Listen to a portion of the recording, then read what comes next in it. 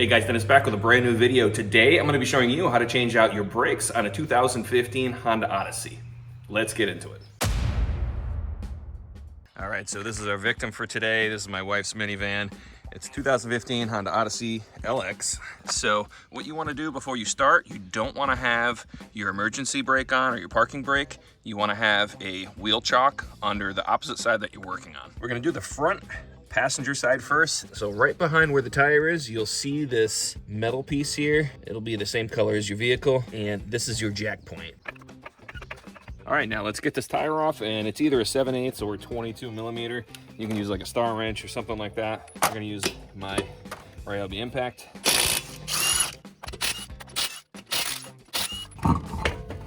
All right, now we wanna be safe, so I'm just gonna stick a jack stand right underneath the front frame rail here, just in case our floor jack were to fail.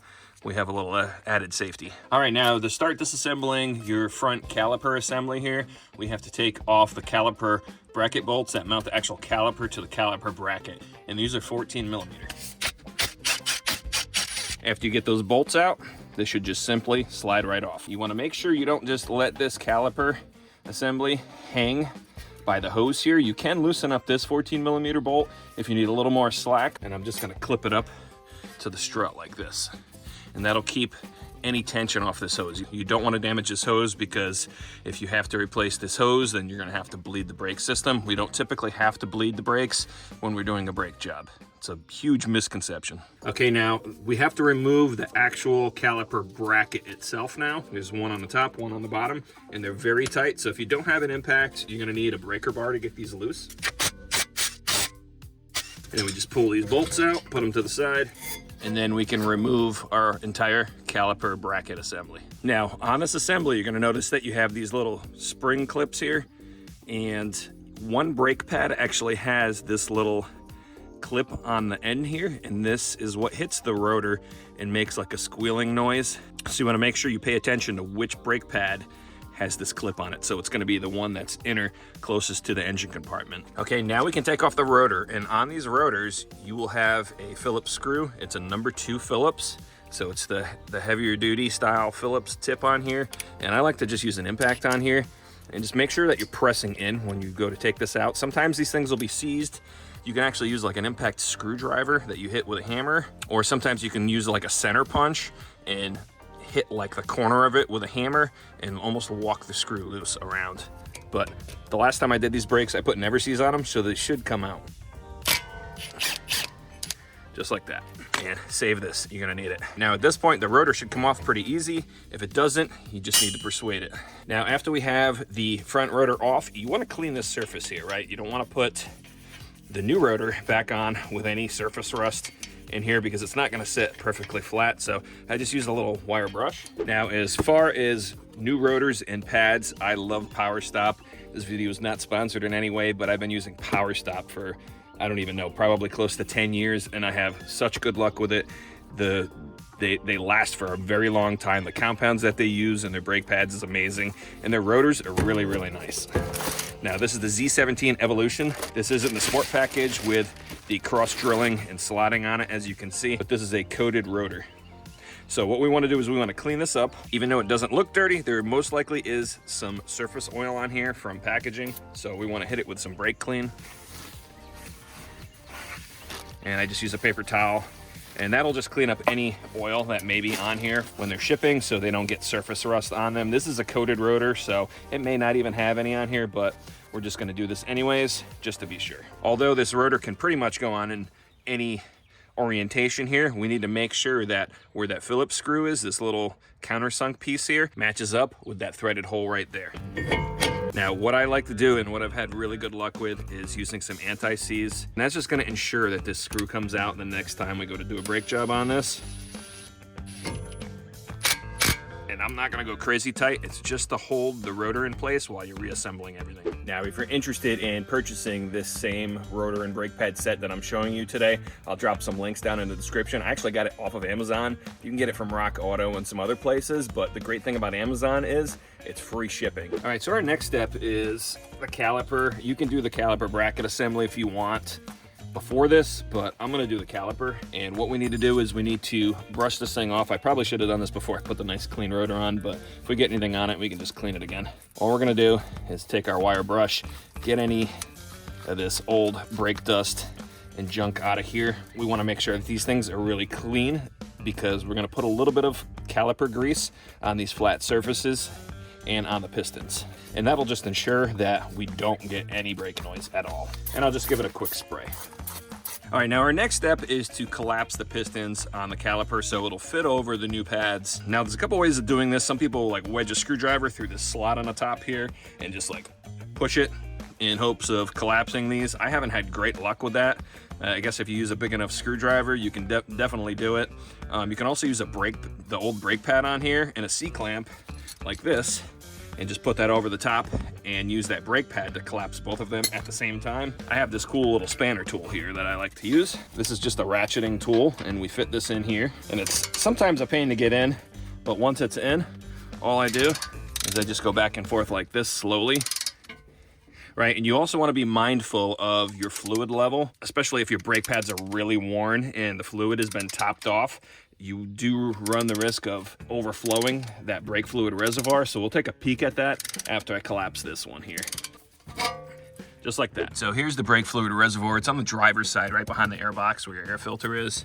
And you can see the max line right here, right at the tip of my finger. We're well below that, so we don't have to really worry about any overflow. Let's get into rebuilding our caliper bracket. Let's pull our pads off. Now just make note of which way these spring clips are here. We're not going to reuse those. Most kits come with replacement hardware. And like I mentioned, this little clip that's on the brake pad, you just want to remember which side this is on. All right, so we'll just pull our pads out. We also have to take these clips out. They give you new clips. Now on the front, you don't have to worry about it because they're identical, but on the back side, they're actually different from top to bottom. So you can just wedge a screwdriver behind here and they come out super easy. And then we're going to take our same brush and we want to get any of the old brake dust out of here. Now we want to check our slides on here. We want to make sure that these things move in and out really freely. Now I did the brake job on this last and I re-lubricated these when I did that previous brake job, so I'm not going to worry about them as long as they're not catching and they feel totally free. If you do need to re-lubricate them, all you need to do is buy some of this. I mean, it could be any brand, but I use a synthetic brake and caliper grease from CRC, and it's very similar to these little grease packets that you can pick up at the auto parts store, or sometimes some of the good brake manufacturers actually include them with the new pads. If you do find one that is catching, all you need to do is pull out on the boot here, and the boot will actually pop out from the caliper bracket itself. And what I'll do is I'll wipe that grease off of there, and you just apply a little bit of grease. You don't want to put too much because it actually can prevent this from sliding in all the way, and just reassemble it and you're good to go. So now we're going to get our new clips back in and we'll get this mounted back onto the wheel assembly. These are the pads I'm going to be using from Power Stop. These are Evolution Plus. These come with all of the hardware that you need, and they give you that grease packet. What I'm gonna do is I'm gonna apply a little bit of grease to where these mounting clips go in. You don't wanna go overboard. You wanna make sure you don't have a bunch of it like inside of here because it'll get on the rotor and we don't want that. These clips just simply fit in just like this. In this top part right here, you wanna make sure sits down flush in here. Otherwise it will scrape the rotor. This piece right here. And I'll show you what I mean. See that right there? All you gotta do is press down and it'll actually grab the inside there. That's all there is for this. We'll get this mounted back on to the wheel assembly. Now, I did put anti-seize on these bolts also, and we just want to make sure that for the next time we go to do a brake change on this, if we do a brake change on it next time, these bolts come out pretty easy. Now, if you have a torque wrench, awesome. I like torquing everything. These are 101 foot-pounds from the top and bottom. Now, do you have to torque these? No, but I definitely recommend it. Let's get our pads in. Now we're gonna use that same brake lube. If you have the little packet, that's totally cool too. And what we're gonna do is we're gonna hit the little ears on the pad. You don't have to go super crazy on here. Don't get any on the pad if you can help it. If you do, definitely clean it off. Spray it with brake clean. We're gonna put the rear pad in first. And this is the one that had that little clip right there. And what this clip does is it like squeals it rubs against the rear side of the rotor when the brake pad is worn down to that certain point, and that's just an indicator to let you know that, hey, you know, it's time to change your brakes. Obviously, if you hear grinding, it's time to change them anyways. But I put the side facing to my left in first, and then I press down, and then I tilt it in, and it just pops right in just like that. We get a little bit of grease on here. We're gonna put the bottom of these ears in here first, and we're gonna press down this way, and then that just lets the pad pop right into position. Now, before we put our caliper back on, we also want to grease some of the surfaces on here. So I like to just put a little bit of grease on the face of the piston, on each of these pistons. These pads do have like this rubber coated shim on it to prevent noise, but this is just a little added step here that will ensure that you have no issues with these, just like that. It doesn't have to be all gobbed on there, just very, very light. Now, this next step is gonna be a little tricky, and I'm gonna show you for this vehicle, and it definitely will work on other vehicles. All right, when you go to put these spring clips in, once you get both of them in place, these are trying to spread the pads apart. Sometimes they'll sit in place fine, and you can slide your caliper back over, no problem, right? If you're having trouble with these just falling out, install the bottom one. It shouldn't spread apart at this point. And then what we do is we take our brake caliper and we'll slide the brake caliper over the bottom here, leaving the top open. Now, with this holding the bottom in, that's gonna keep these pads from spreading apart. And then all I need to do is simply fit these little pins into the holes. They fit into these little holes right here. I can put this one in, and the other one on the top, and then all I need to do now is just slide this over, and that'll keep you from getting totally frustrated with these pads spreading apart. If you're having a hard time with the caliper actually moving back into position, you just have to push those slides in. Now this is on, we'll put our 2 mounting bolts, top and bottom, and get those torqued down. And we'll finger tighten these. Now these are gonna be 37 foot-pounds for the front. And that's all there is to the front. And if you like to torque everything like me, these are 80 foot-pounds. Now the jack point for the rear wheel is right there. Now before we get into removing the caliper bracket here on the rear, your parking brake or emergency brake, whatever you want to call it, is actually inside of the hub of the rear rotor. Now, I had replaced the parking brake on this minivan about 2 years ago, so unfortunately I'm not going to show you how to change those out. There are other videos on YouTube I'm sure you can find. So let's get the caliper off, and this is a 12mm on the back here. Unfortunately my impact won't fit in here, so I'm just gonna have to use a breaker bar, no big deal. So let's get the rear caliper bracket off. These are 17mm. Let's get these out of here. It comes right off. And then this should come off. And this is a reason why you don't want your parking brake on.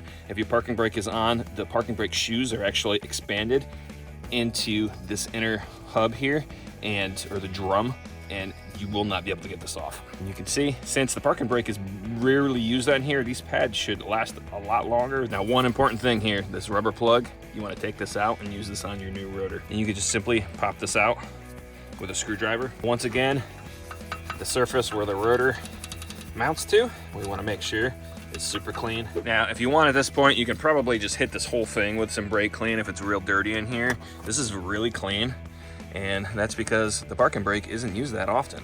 So before we clean the rotor and put it on, what we want to make sure is that these shoes are actually collapsed enough for the new rotor to fit on. So we're just going to simply put the rotor on. I'm not going to worry about that little Phillips screw right now. If you rotate it, you can hear if you'll feel like if it's really hard to spin this thing, then obviously you need to collapse the shoes. This is really good the way it is, so I'm not going to worry about it. But if you do need to collapse the shoes, I'll show you where to do that at. There's this star adjuster right here, and that's what that little rubber plug was for on the rotor. You actually align the rotor, remove that rubber plug, and you can actually get to this little star spanner here, this adjuster, and make adjustments to your parking brake without having to remove the rotor, which is pretty cool. All we would need to do, if these shoes were actually expanded out too much, you can take a screwdriver and wedge it against here and just make adjustments to that spanner. Now, spinning it down towards the ground actually collapses the shoes. Spinning it up towards the top of the car will actually expand those shoes. That little spanner will actually grow out a little bit, and that'll make these shoes pop out. Don't forget that little rubber plug. And you can just take a screwdriver and push this in. Let's get this rotor cleaned up.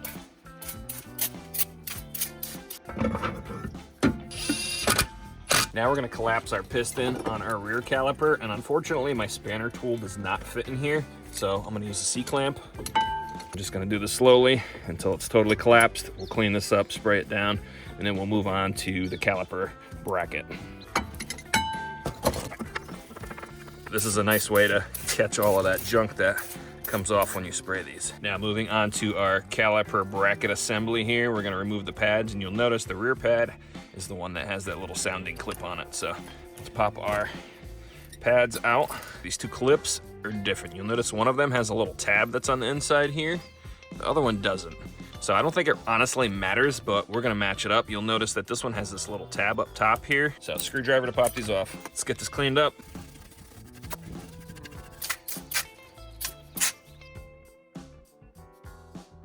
And like you saw when we pulled them off, they look a little bit different. One has these inner tabs, one doesn't. So they just snap in place. Now we'll check our slides on here. They move really nice.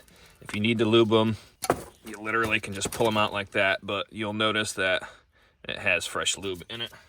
And then all I do is I wipe them, just clean the pin, lightly put grease on here. You don't wanna like have it globbed because it actually will hydraulically lock itself inside of here and not allow the pin to push in all the way. To put the boot back in, it's the same for the front. The front ones are just a little bit harder to take out, I find, for the boot. You can kind of just rotate it in place and then it just pops in just like that. So let's get our caliper bracket back on.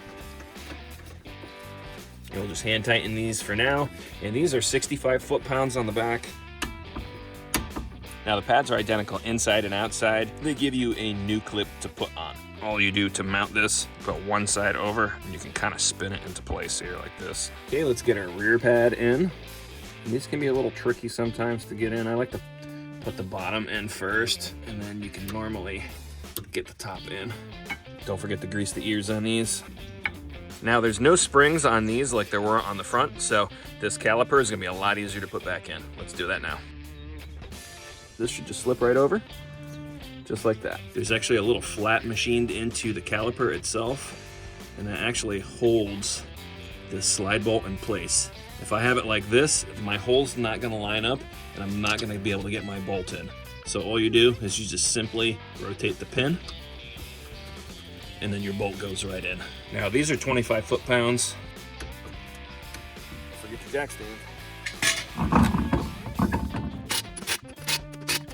Now, since we didn't do the parking brake, what I want to do is I want to engage it, and then we'll go and we'll try to spin the wheel. All right, now with the parking brake engaged, you'll notice I cannot spin that wheel, so I know it's adjusted properly.